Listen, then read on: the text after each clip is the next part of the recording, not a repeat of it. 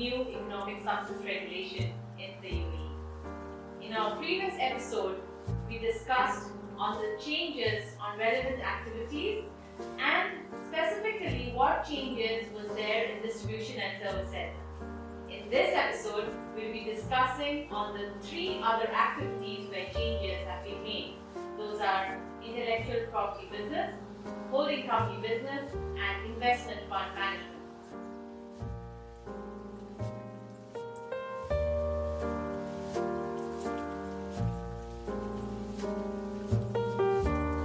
So, the first relevant activity that we are taking on today's episode is intellectual property business.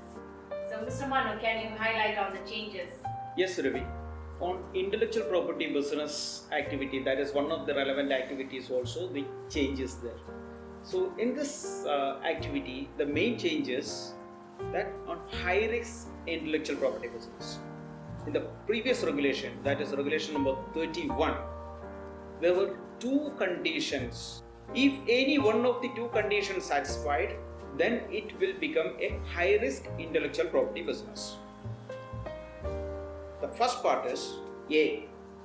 Did not create the intellectual property in an intellectual property asset which it holds for the purpose of its business. B.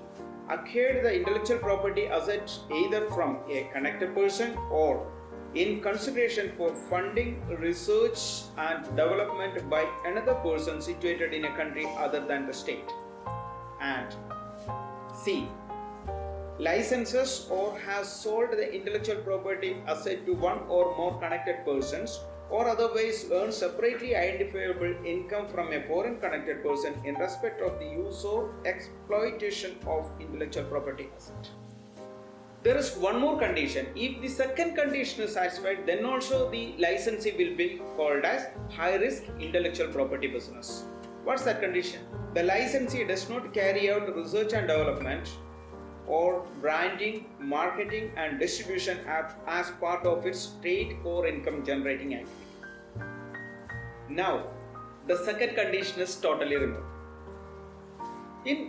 Earlier in the previous regulation, in case if any business which created the intellectual property by its own but not acquired from a foreign connected person or funding is not done by a related party or the foreign connected person or even not licensed to someone or not earned income from a related party or a foreign or from a connected person, then it will not become a high risk IP, but it has to look for the second condition.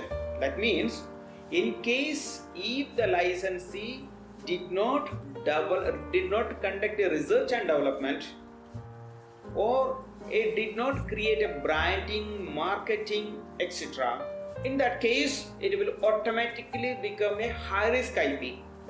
Now that condition is removed, so the regulation became little more liberal. Even without branding and marketing or without conducting a research and development, even though they earn income from the intellectual property, it will not become a high risk intellectual property business. Let us learn this one with an example. Assume that there is a company registered in the UAE. It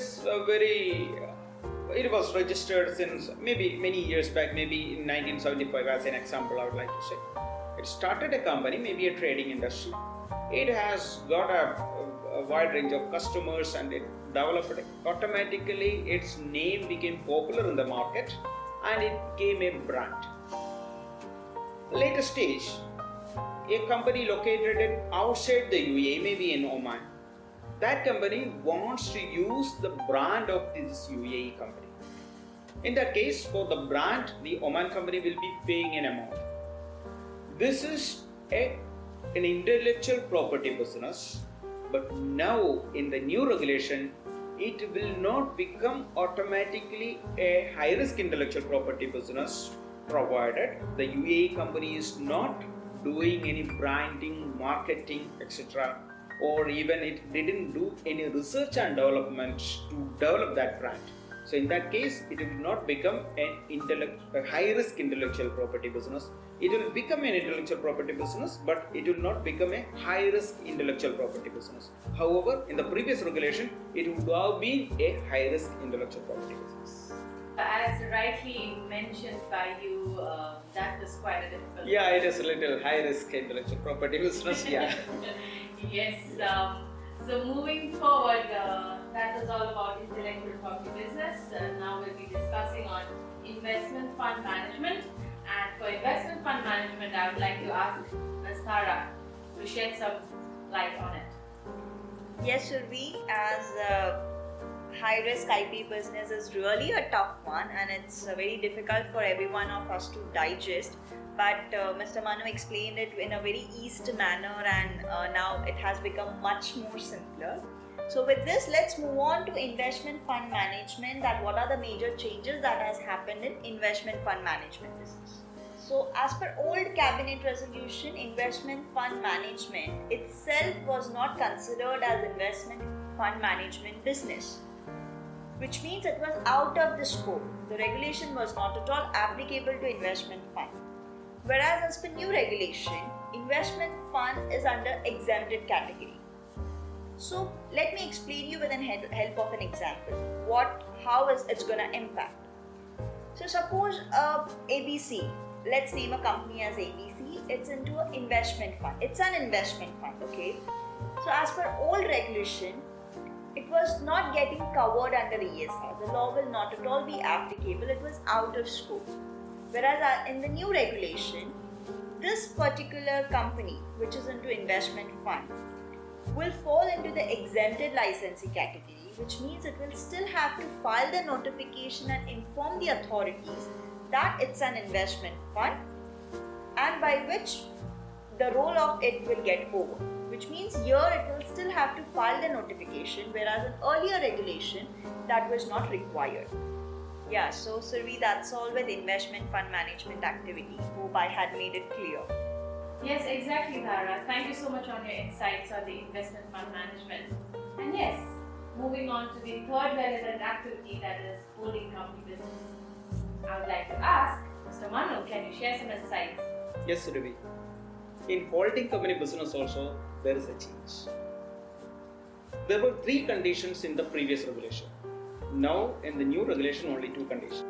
An entity, that is a licensee, if its sole function is acquisition or holding of shares of equitable interest. That's one condition. The second one is that if it earns revenue only from the dividends or capital gain, then only it will become a holding company business. Previously, there was another more condition, that is the third condition was there.